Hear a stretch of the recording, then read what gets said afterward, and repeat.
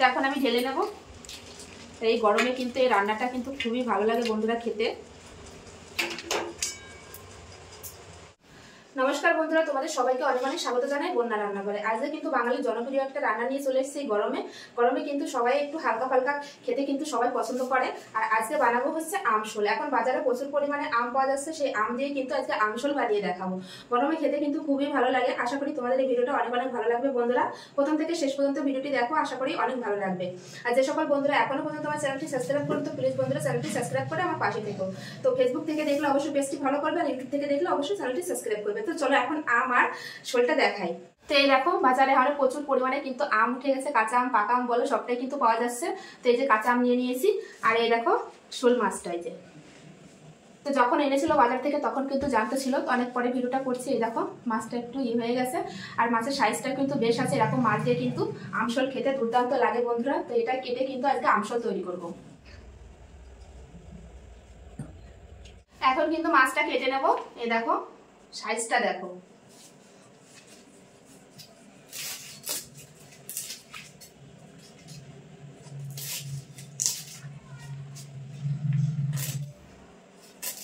তো দুই পাশের এই পাখনাগুলো প্রথমে কেটে নেব।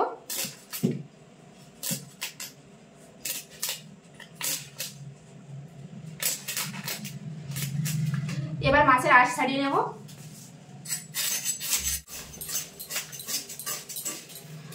এক সাইডের আঁশ কিন্তু খুব সুন্দর করে আমি ছাড়িয়ে নিয়েছি। এখন অপর পিঠের আঁশ একইভাবে ছাড়িয়ে নেব।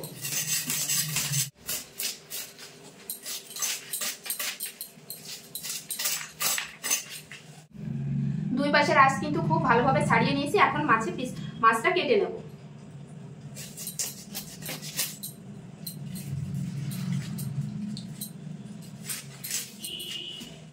এবার কিন্তু পিস পিস করে কেটে নেব। তো এরকম পিস করবো। এই যে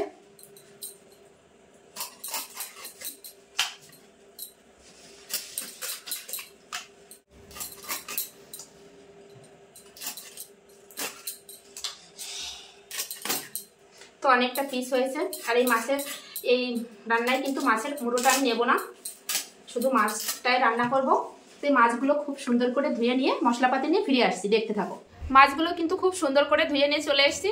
এখন মাছের ভিতর দিয়ে দেব হলুদ গুঁড়ো, আর দিয়ে দেব লবণ, দিয়ে সুন্দর করে মেখে নেব। তো এই সাইডে গ্যাসের উপর কড়াই বসিয়ে দিয়েছি। কড়াইটা কিন্তু খুব ভালোভাবে গরম হয়ে গেছে। এখন রান্নার জন্য দিয়ে দেবো সরষের তেল। অবশ্যই কিন্তু সরষের তেলে করবে রান্নাটা। তেল খুব ভালোভাবে গরম হয়ে গেছে। এখন মাছের পিসগুলো দিয়ে দেবো।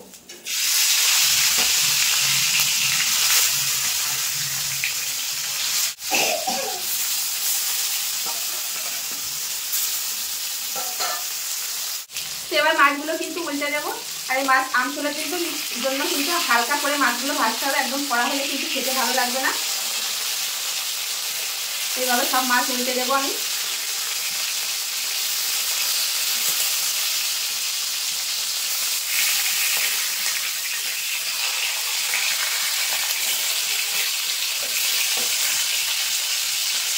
মাছগুলো কিন্তু হালকা করে ভেজে নিয়েছি এপিঠ ওপিঠ। তো এখন তুলে নেব।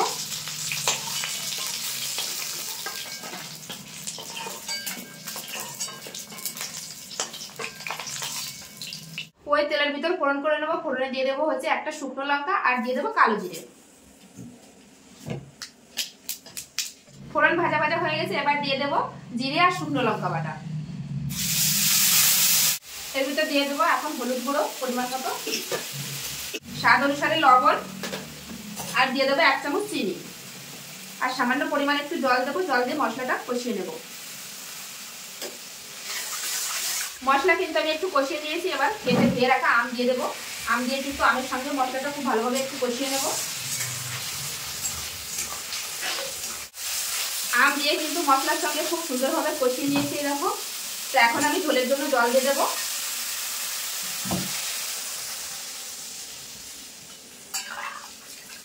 ঝোল কিন্তু খুব ভালোভাবে ফুটে গেছে। এখন ভেজে রাখা মাছ দিয়ে দেবো।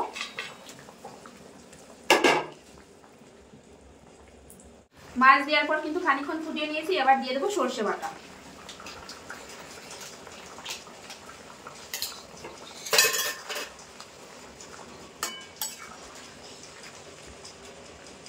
সর্ষে বাটা দিয়ে আমি 2 থেকে 3 মিনিট ফুটিয়ে নিয়েছি।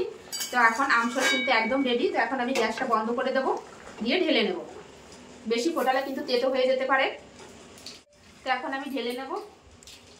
এই গরমে কিন্তু এই রান্নাটা কিন্তু খুবই ভালো লাগে বন্ধুরা খেতে।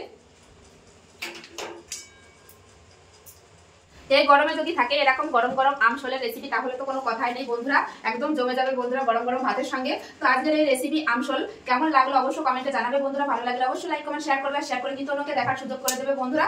সবাই ভালো থাকবে, সুস্থ থাকবে।